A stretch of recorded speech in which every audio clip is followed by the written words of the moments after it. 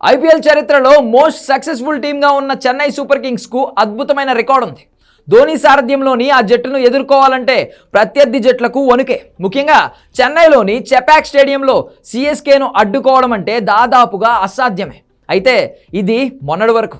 కానీ ఇప్పుడు తాజా సీజన్లో చెన్నై జట్టు పేలవ ప్రదర్శనతో విమర్శలను మూటగట్టుకుంటుంది.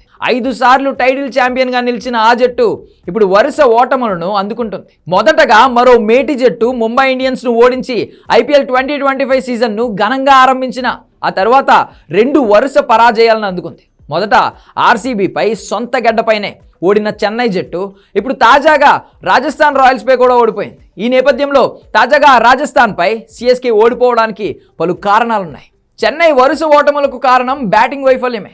తొలి మ్యాచ్లో ముంబైపై గెలిచిన తర్వాత వరుసగా 2 మ్యాచ్ల్లోనూ చేజింగ్లోనే చెన్నై చేతులెత్తేసింది.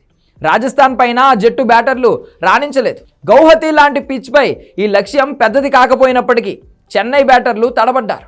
రచిన్ రవీంద్ర అవుట్ అయ్యాక వచ్చిన రాహుల్ త్రిపాఠి కొన్ని షాట్లు బాగానే ఆడినప్పటికీ 8వ ఓవర్లో వెనుదిరిగాడు. విజయ్ శంకర్ కూడా 5వ నెంబర్లో వచ్చి అలా వెళ్ళిపోయాడు. అటు ఇంపాక్ట్ ప్లేయర్గా వచ్చిన శివం దూబే మ్యాచ్ను ఫినిష్ చేయలేకపోయాడు. చెన్నై బ్యాటింగ్ యూనిట్లో అతిపెద్ద బలంగా భావించిన రచిన్ రవీంద్ర రాజస్థాన్పై నిరాశపరిచాడు. అంతర్జాతీయ క్రికెట్లో వరుస సెంచరీలు బాదే అతడు గత 2 ఐపీఎల్ మ్యాచ్ల్లో వరుసగా 2 హాఫ్ సెంచరీలు కూడా చేశాడు. కానీ 3వ మ్యాచ్లో తొలి ఓవర్లోనే అతడు అవుట్ అయ్యాడు. ఈ మ్యాచ్లో లక్ష్యం మరీ పెద్దది కాకపోయినా రచిన్ రవీంద్ర తొలి ఓవర్లోనే అవుట్ అవ్వడం వల్ల చెన్నై ఛేదన కష్టంగా సాగింది. ఇక చివర్లో ఆశలు పెట్టుకున్న జడేజా కొన్ని భారీ షాట్లు ఆడినా జట్టునైతే గెలిపించలేకపోయాడు.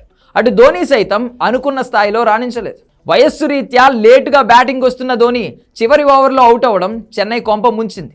ధోని ఇంకాస్త ముందు పంపించి ఉంటే ఫలితం మరోలా ఉండేదని ఫ్యాన్స్ అభిప్రాయపడుతున్నారు. ఇక ఐపీఎల్లో బెస్ట్ స్పిన్ బౌలర్లలో ఒకడైన అశ్విన్ను చెన్నై సూపర్ కింగ్స్ కొనుగోలు చేసినప్పుడు క్రికెట్ అభిమానులు అంచనాలు రెట్టింపయ్యాయి.